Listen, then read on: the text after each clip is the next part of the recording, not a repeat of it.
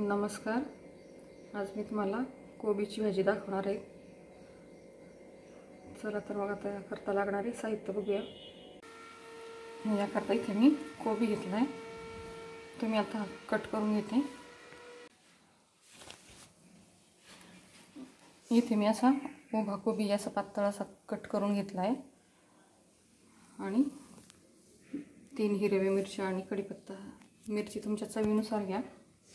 एकदम कमी साहित्यात अशी होणारी टेस्टी कोबीची भाजी. इथे कढईमध्ये तेल घेतलंय थोडंसं. यात मोहरी टाकून घेते.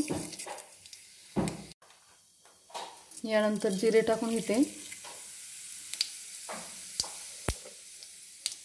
हिरवी मिरची आणि कढीपत्ता.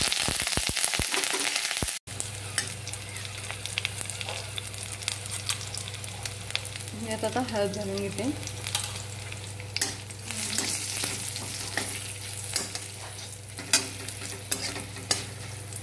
हळद परतून झाली. आता यात कोबी घालून घेते मी.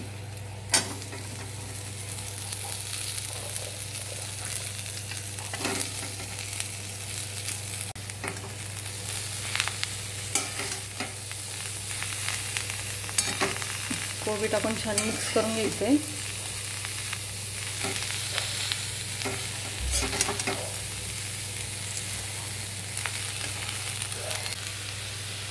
यात चवीनुसार मीठ घालून घेते.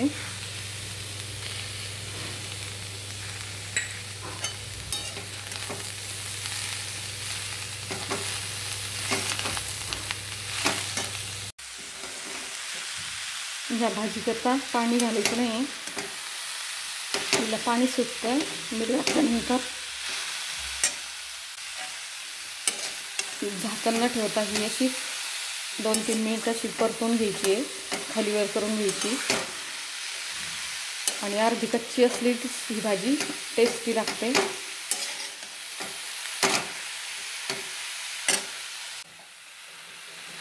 याकरता गॅसची फ्लेम हाय ठेवायला पाहिजे. म्हणजे यातलं पाणी पटपट आटून जातं हे आणि भाजी एकदम टेस्टी होते.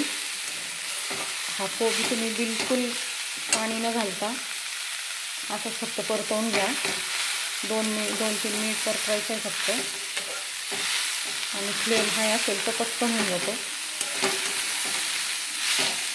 सतत हलवत राहायचं आहे. खाली लागणार नाही कारण आपली फ्लेम हाय असते.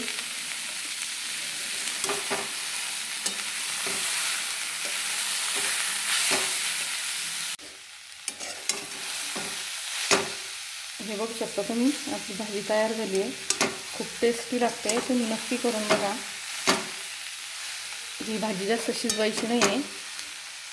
अगदी 2-3 मिनिट फक्त हलवून घ्यायचे त्यातलं पाणी संपेपर्यंत. त्यामुळे ही टेस्टी लागते. यावरती कोथिंबीर टाकून घेते.